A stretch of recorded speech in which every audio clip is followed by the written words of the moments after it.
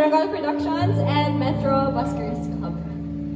Right, so for our first song, this is one of the songs that I've been singing ever since I was in Saranggola, with Saranggola. So we are going to be performing Sinta.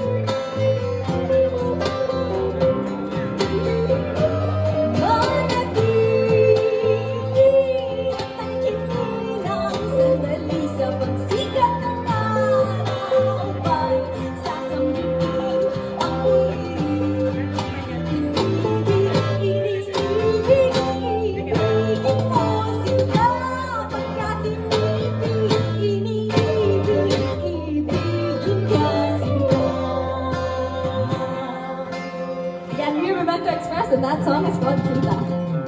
Thank you so much. For our next song, we're very